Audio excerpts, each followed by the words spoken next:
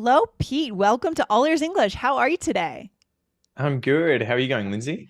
I'm fantastic. I'm excited to have you back on the show. Guys, on the show today, we have Pete Smissen back on the show again for the third time. Pete is the creator of Aussie English, and he is the host of the Aussie English podcast and the Aussie English YouTube channel. It's always a good time when you're on the show, Pete. How's everything going today?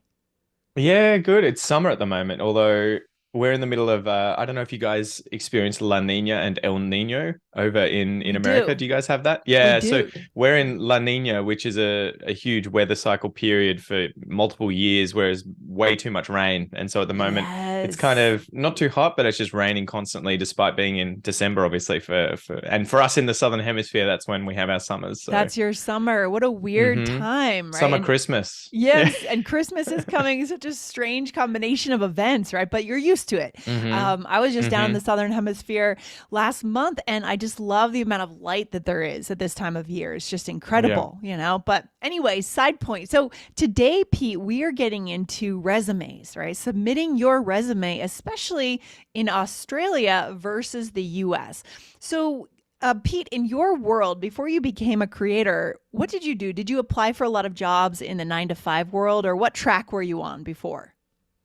So yeah, sort of, I don't know if it's a point of pride or a point of embarrassment, but I've never had a full-time job because Uh I was huh. always studying at university. I did my bachelor's, master's, and PhD there in biology, and then always sort of had part-time jobs whilst doing Yeah. that. And then after that finished, I ended up the podcast host and content creator online, and that's been my full-time job ever since. Got So it. yeah, I did still have to do resumes, but I probably didn't ever put in anywhere near the sort of effort that would be required and quality control and everything like that if you're applying for a very professional full-time job, but still had to do it. And there were Yes. some differences between, I think, other countries and how they would do things, including America, and what we would do here in Australia. Big things, the cover letter, and then just being sort of Mm. succinct with your past history and everything, and not going, not handing in a 10-page document because no one's going to Yes. read it, right? Yeah, that's what we're going to get into today. I'm excited to highlight specifically, applying for jobs in Australia. How might it be a little bit different? But first, I want to ask you, Pete, how did you go from biology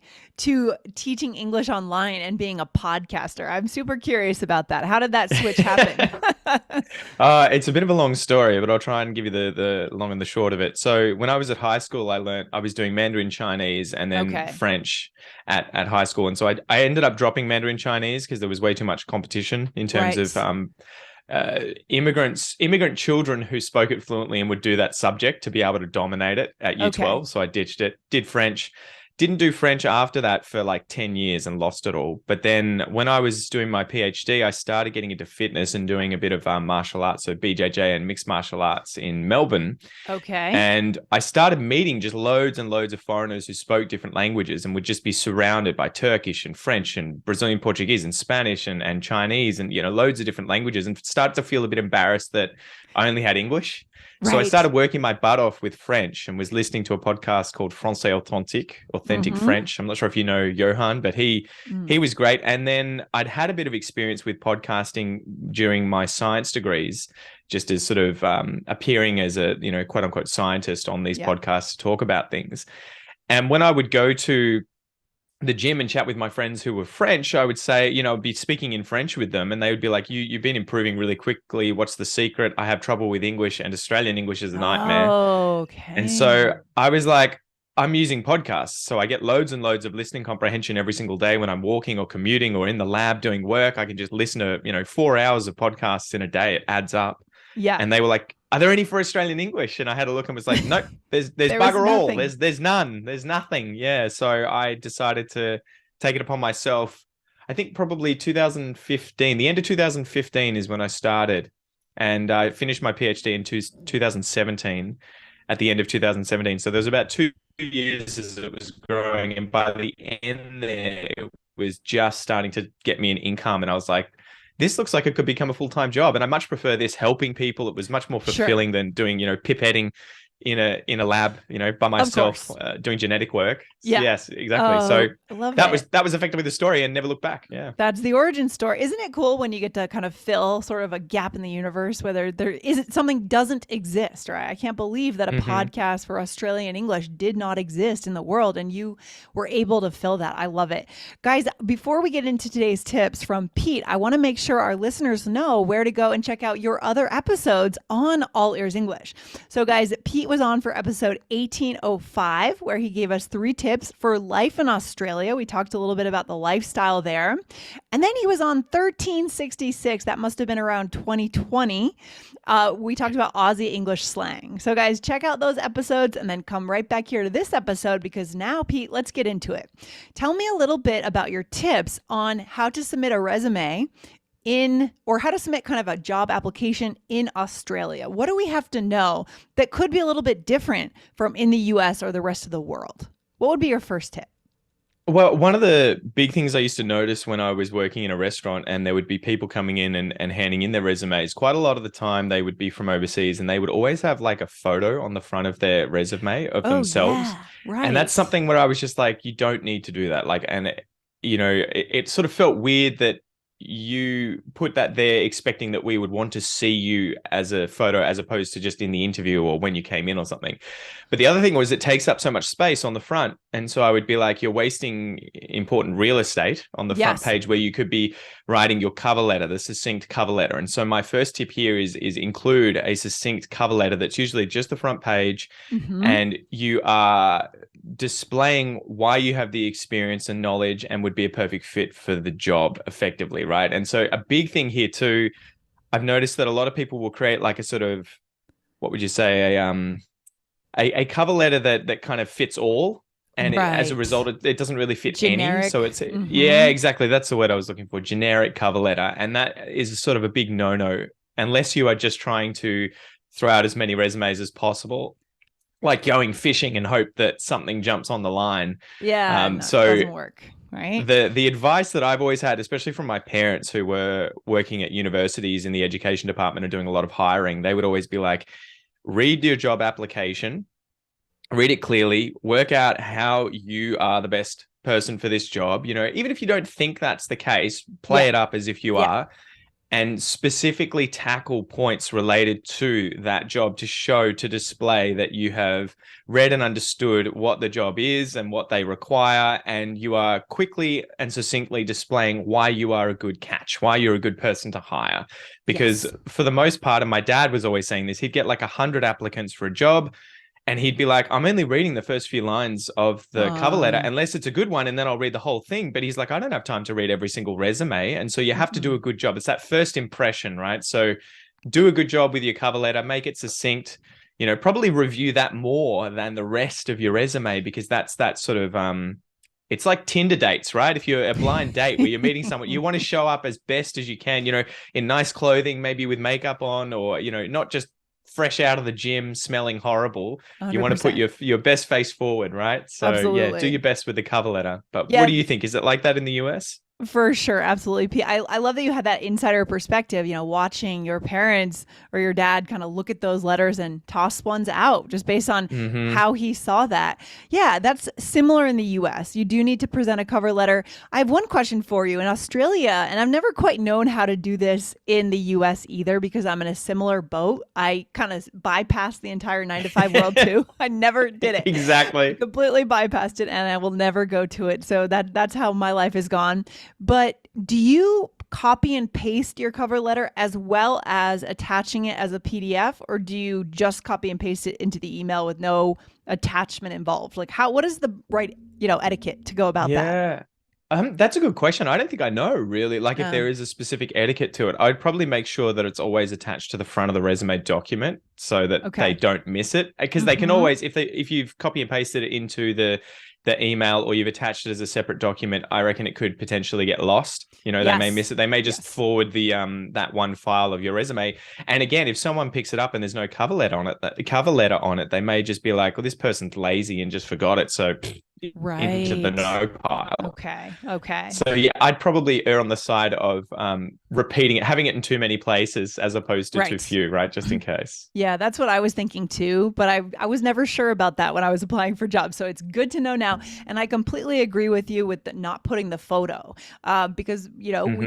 there's we should be judged based on our experience, not our photo. It's very irrelevant and weird to see that on a resume. So if you're applying in Hmm. Australia or the U.S., guys, don't put your photo on the resume. Awesome, I love it. So Pete, what would be that second tip? So when writing the resume, a big one I think is for people who speak English as a second language, it would be focusing on the formal kind of grammar. And Hmm. there's probably a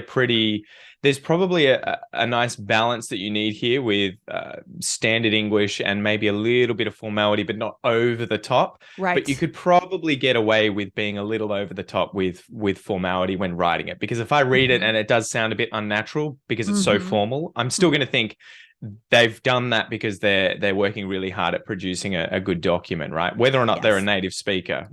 So yeah, I would say avoid informal language and focus on good grammar and formal language and formal grammar. You can use tools like Grammarly to kind of Mm. check it. And I haven't used it recently, but I would imagine they probably have settings on there for resumes.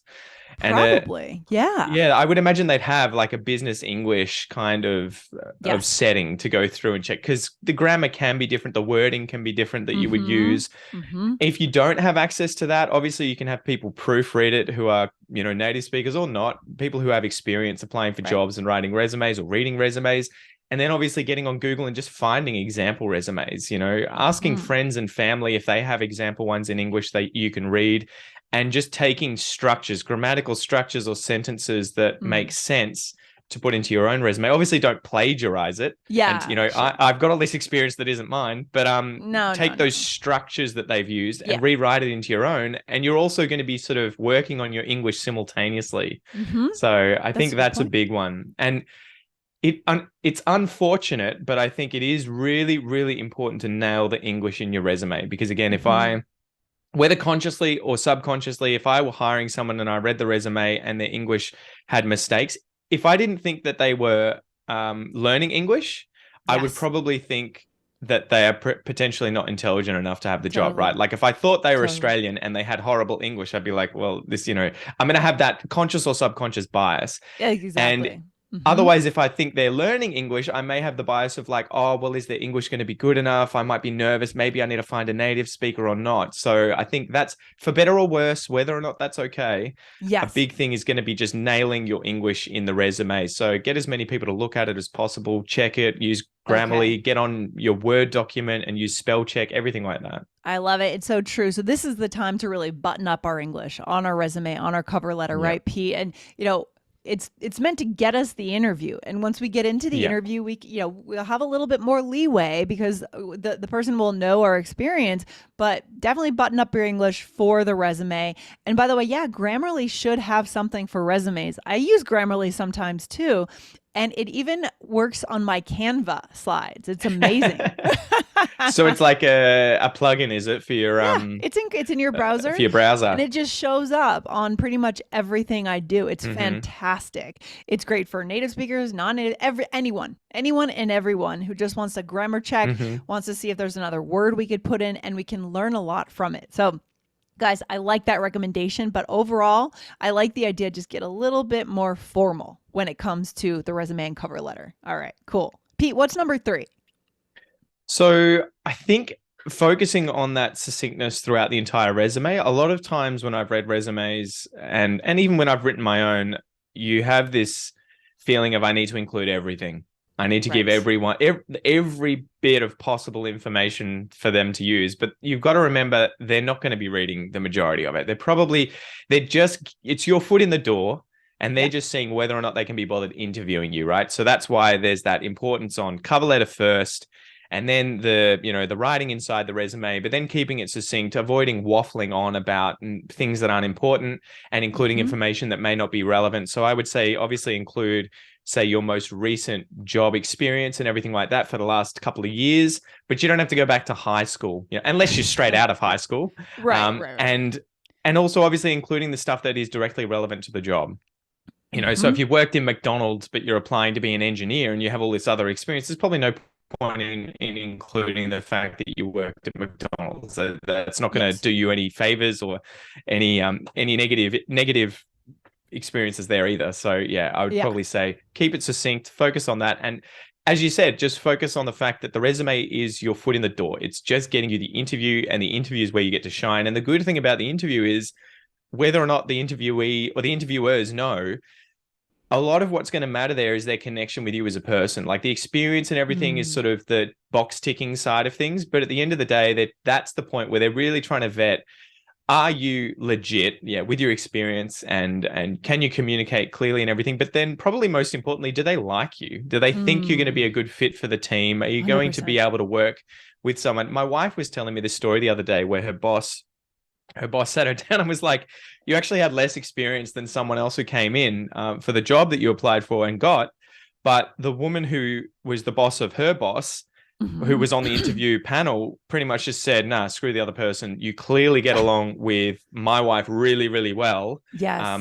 with Kel. So she's Hmm. your human. She'll get the experience, but you guys obviously are going to click way more and be a better fit for a team than this other person who had more experience, but you wouldn't Yes. necessarily jive with on the same level. And so even if you don't necessarily have the experience that other people do, you may just be a more personable person who fits Hmm. into that role better, gets along with Sure. the people, has a good rapport, and the interview is where you get to show that, right? So yeah. Right, right. So what we want to get to that interview. So keep it simple. I love it. And I love that you use the word for our listeners, waffle on. That is a great bonus that I just want to highlight for our listeners if that's new, which it might be. We use that in the States too. What does it mean, Pete? Just real quick. It would be like talking incessantly, right? Talking on and on about nothing important. So what I've Yeah. done for a lot of these points, I could have probably kept them more succinct, but I tended to waffle on a bit more than I probably should have. And I'll have to look into the origin, right? Because you'd usually see the Right. word waffle, and I think this would be American, right? This is that sort of grid-shaped dessert that you would make out It of flour and water, and like a pancake that you put in a press. Is that True. it? And in the States, it's actually it's a dessert. It's also a breakfast, believe it or not. But we Okay. like sweet Okay. things. So yeah. Right. Yeah, go figure. I love it. Okay, so the point is here, guys, keep it simple, keep it succinct, get yourself into that interview so then you can connect like your wife did, right? She got the job because they liked her more. Often that's what it comes down to is will you get Hmm. along with your coworkers? Will you fit in this office environment? So good. So let's get to the part I'm most excited about here, Pete, with this interview is spelling. Tell us about when we are submitting a resume or a cover letter in Australia versus maybe the US. What do we have to be careful of when it comes to spelling differences? Well, it's probably not the end of the world, right? Like it won't matter too Yeah. much if you use American spelling. And to be fair, I think a lot of Australians probably insert words from time to time where we're using the American spelling without even knowing it. But I Okay. think just to avoid showing people that you are for a foreigner, or that you have foreign English, or that you're, and I don't mean that in like a negative kind of way, but it is in this sort of a case where you are applying for a job and it is kind of blind, and they're reading the letter and that's all they have to go off. I would be trying to stick in the crowd, the local crowd, as Yes. much as possible. So if I were going to America, I would be avoiding using Australian English, Australian Okay. slang, everything like that in the cover letter, because I would just be like, they don't need to be reading this and be thinking what the hell, or Right. Right. being pulled out of the moment where they're meant to be just getting that information, right? So Mhm. a big thing would be using Australian spelling, which is just the same as British English spelling, right? We got it from them. You guys are the ones that Yeah. changed it, I I don't think, know in what the we did. 1800s. Yeah. You sort of Okay. half standardized it, right? And so some of it made sense with removing superfluous vowels or changing consonants that didn't make much sense in those Right. places. But yeah, I would say use this. You make sure that you're using Australian or British spelling, and again, you can probably use settings in your Google Docs or Word or Grammarly or whatever to just change the language when doing it.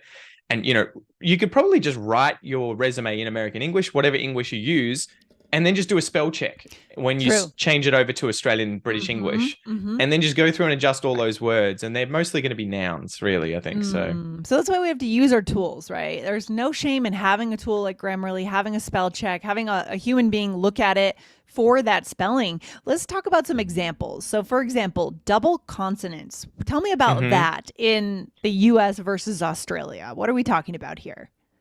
Well, and this is one of those things that really confuses me because I would have thought that the US would remove the superfluous double consonant, whereas it seems you guys have kept the double, say L's, right? In words like Right. enroll or fulfill. At the end Right. of those words, you've got two L's, whereas in British English or Australian English, we have one.